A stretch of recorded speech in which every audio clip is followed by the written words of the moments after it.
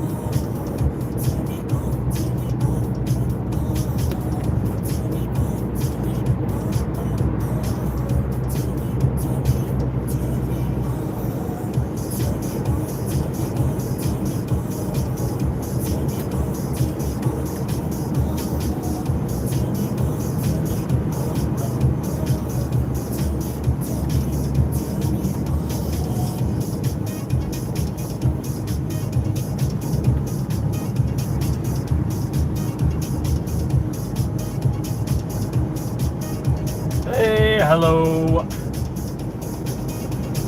Good morning.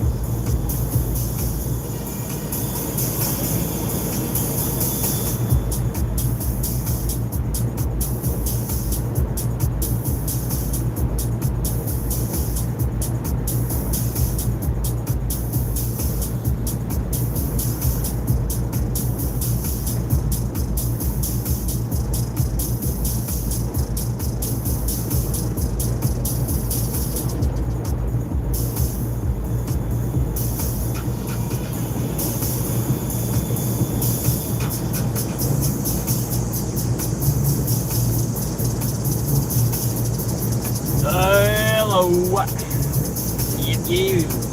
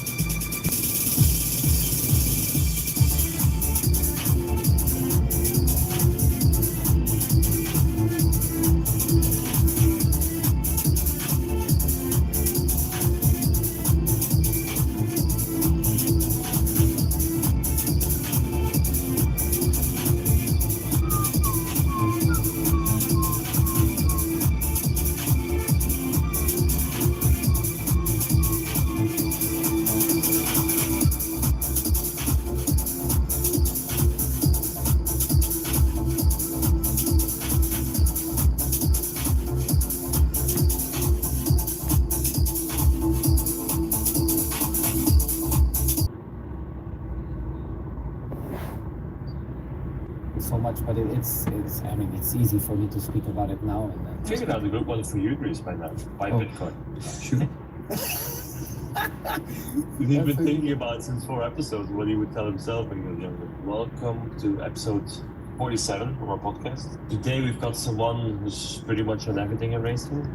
People couldn't really believe why he didn't make it to F1, but that didn't stop him from having success in anything else. I even gave DTM a shot, but I think he liked it as much as me, but maybe we'll go in that after. These days he's killing it in Formula E and endurance racing, while at the same time soaking up the good life in Portugal. Occasional surfer boy. Let's listen to his journey. Antonio Felix Acosta, welcome. Thanks, man. Thanks, guys. That's a very generous, very generous intro, man. Thank you. It's not easy to do. I always write them, and I sometimes start to use ChatGPT to have some help. Well, me and you have been banging wheels for a few years now. I mean, a bit in go-karting days, and then in what was it, Formula 3, Yeah. Whitman, Mary, Juncadella, man. Yeah. That was a grid, but like, yeah. You were the motorbike, right? I was with Motorpark, yeah. But when you were, I could be wrong, but was it reverse grid always? So And I won like 3 races reverse. I was planning it at some because I didn't have the pace to win the main ones. I said, fuck, I'll just finish 8th all the time in the day after. I think I won twice where you finish second and it's just impossible to pass was the Ranzach and Nürburgring, but the short tracks. Yeah, Valencia, no? As well? No, Valencia was my teammate, I think. Valencia was Magnus. I was Magnus. He was the one off. Yeah, he did that one off. Yeah, I remember seeing some pictures. was it flat? Turn one left? Yeah. And back then, from the 3 cars, they were like super downforce, no Like engine. push, like choke. That was good. Good days. I would like to drive them again. I know the guy who bought my German Formula 3 car. You know, Rosenquist bought his, Verstappen has one as well, has his car. You bought your one, huh? I bought mine, but no engine. They bought their cars with engine, and sometimes they take it out. Yeah. Yeah, so cool. Actually, I know the guy who bought mine, and I spoke with him about the price, and I was like, How it much wasn't. was it? I don't know. I have to check. I'll come back to you. That was good days. I was looking on the side. I'll never forget the race, but it was German F3, I think. Lawrence, you were leading by a lot, but in the Oschersleben, and you were leading a lot, but then you crashed in the last lap with somebody the left. I really phone. And you hit him, and you know, you did something. Yeah, he was, no, he was being lapped, and he, you know, Oschersleben with triple. He missed it, so he went straight, and then you left the right-hand corner, and there he came back on track. It was my first season. I came in track just in front of me, and I completely teamboat him, and he was like knocked out and everything, and I honestly didn't win the race. Oh man, that sucks. Yeah, good old days. Yeah. So we'd like to, and everybody listening, but generally also me and probably Dries, like to hear a bit more background of your career, how it started. It was in the family, you started tradition in the family. Try and make this one short, but yeah, basically I was very lucky to I was born in, so my mother and my father, both sides are a little bit involved in racing.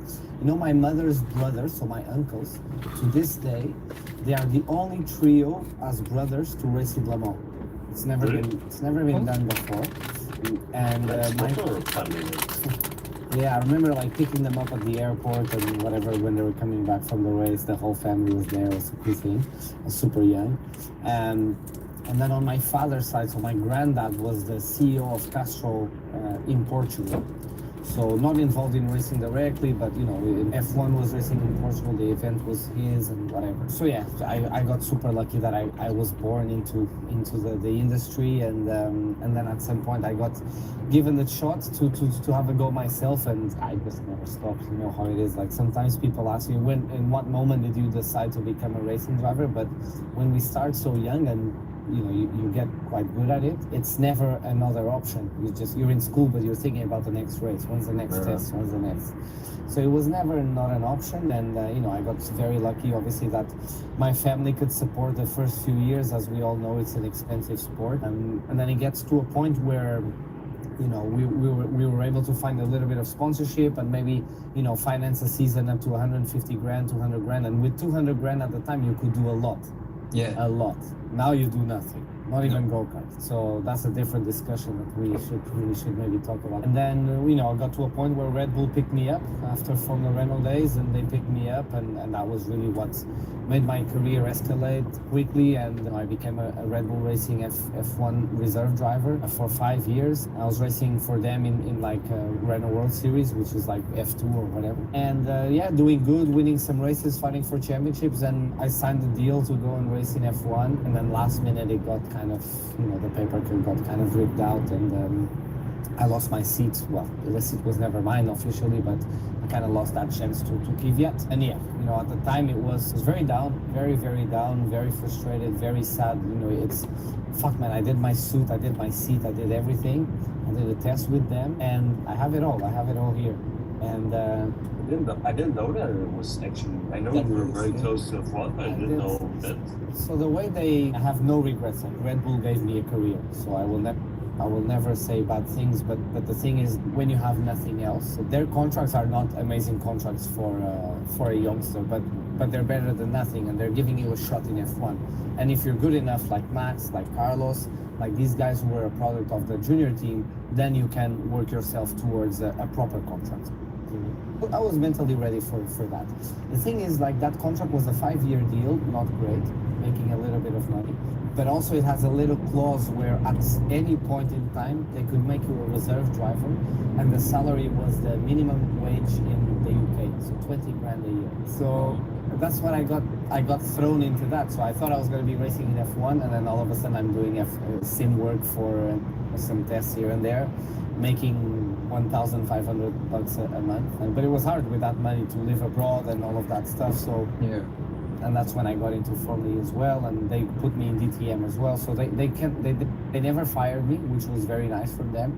They kept me under the wing. I went to DTM with BMW. That's where I really became a professional, and I started to make some money. Obviously, along the way here, I did Formula Renault, Formula 3, World Series. I did a year in GP3 as well, and that's it. Then I went to DTM, and it's a funny thing where when I was in DTM, that was the first year I raced cars with doors, and I loved it. I mean, DTM wasn't really a touring car, that was like a Formula car with doors and roof. But I was a BMW factory driver for 6 years, and when Dries, you know this now, but when you walk around the factory, you see all their history with the old Le Mans cars, and they always had GT racing. But man, I was afraid to even get close. I hated endurance racing. Like I couldn't understand it. I could not understand why somebody would go. I thought the half an hour races we were doing were boring. Like why would someone go and race for 24? And eventually, BMW announces that they're gonna be in the WEC with the M8, and I was done with DTM. Like it was a very political championship. If you don't speak German, I think you're done from the start. You'll win a race here and there, but you're not the horse to win that. So when I saw that, I said, okay, I'd rather kind of migrate to that, and I kind of signed up for it without knowing what I was getting myself into. And man, I can proudly say that was probably the best decision of my life. I'm the biggest fan of endurance racing now. 24-hour race feels like a sprint race these days. You know it well. Even the way it goes by you, because you're driving at 6 p.m., then again at 3, then again at 7, and then it's done. And then you went in the car 3 times, and the race is over. Yeah, we do stay in the car for a long time, 2-3 hours. But when you spread it over with teammates and stuff like that, it goes by in a heartbeat. And yeah, there's something about also sharing the car with people that you like, compromising. I've been very, very lucky to always share the car with people that I can call friends. Only once I shared a car with a group of guys that I wasn't getting on well with, and that was painful. That wasn't nice. That makes it difficult. That was not nice at all. It's like going to work with people you don't, not like is a big word, but you don't feel well being in you don't like. It's not a big word. And I didn't like it at all. So I really told myself, like, you need to have I would rather have teammates that are 2 or 3 tenths slower than the fastest guys in the world, but just assholes who don't understand the idea. I loved going to Will Stevens and telling him everything I know, all my secrets, and then he did the same thing back, and I just think that there's Augusto. Like Augusto was my first ever teammate in the endurance, man, and the guy opened his book with me, and that was special, you know. Like I couldn't understand it. Like fuck, last year in DTM we wanted to kill each other, and now he's giving me, and that really opened up my mind, and that's how I love to do like FE and endurance at the same time, because I can be both. I can be both versions of this racing driver, and yeah, just learning to trust those two other guys, and yeah, I love it. That's also what I like about endurance racing. I mean, I never had Lawrence had a short, let's say Career? Formula racing career. I like just to be with a teammate, 1, 2, or maybe 3 sometimes as well, depends what race it is. But I guess I also hear a lot of times from guys who do DTM, for example, Sheldon, for example. He also really enjoys the moment when he has his own car and he's. It's I understand. you've been used to it, and I guess when you've done a lot of formula racing, you've always been by yourself. That's why I think also you enjoy the combination of both. You know what it is as well? Like it's when you get young kids in the car and they're in that phase that they still want to show everyone that they are the shit. Yeah. And I understand it, and you have to tell them that you understand it, but you quickly have to, because if that doesn't go away fast, then it can be a problem. But I mean, that's not the reason why, but it's in which grew over time, the year I did in DTM, compare it now to there being alone and now being with teammates. Okay, the last 2 years with Kevin and Andre were, in that terms, almost perfect, how it worked together. I would say Makes- perfect, yeah.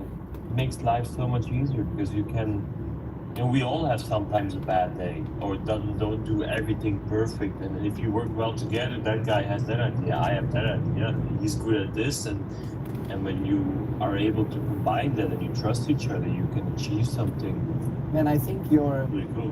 what you guys did the last 2 years where Kevin's always qualifying, you're always starting. We weren't doing that at Jota, and we had to start doing that because you guys were doing it. And there's good, like, I'm sure it hurts inside for you that you don't get to put those new tires and low fuel and go out and smash a lap.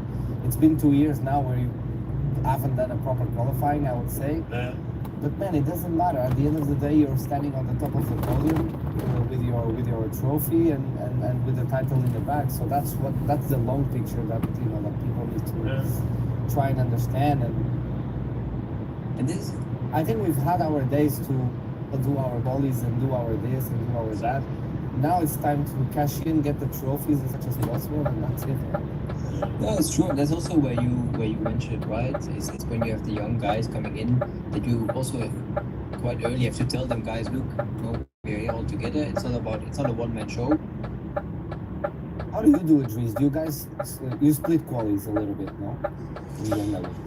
Last year, it has been one time Lello, and then all the other ones it was myself. For this year, That's because you smashed it, no? no, I mean I don't. You've had some good ones, man. I have to say. You've had I've some had good some, ones. we have had some good ones. I've had some bad ones as well. Maybe they were okay, but it's just. Lelo is quick. Lelo is super fast. Yeah, he's a good guy. I mean, there is nobody slow anymore, like at this level. Nobody's shit.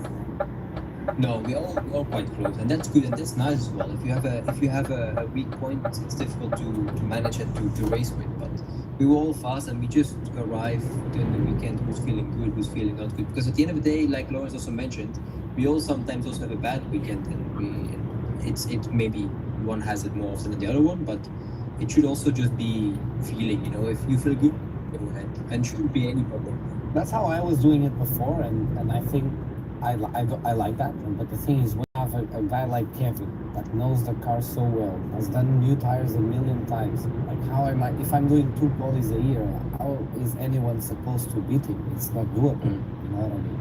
It's already very hard to beat if everything is perfect, and let alone if the guy has done it 100 times more than you. So it's the right thing to do, and That was the whole point of it, the start, and also yeah. to begin with the qualifying with tires that you mentioned, but then also the start, because it's an experience as well, how you Yes, warm up, 100%. you get your hybrid corrected, this, that, blah blah blah, and brakes. Yeah, the way Sometimes you that guy shines more, sometimes that guy shines more, but who cares if you get the trophy, Yeah. But what you just also said, that, and I completely agree. That's actually one of the topics I wanted to ask you.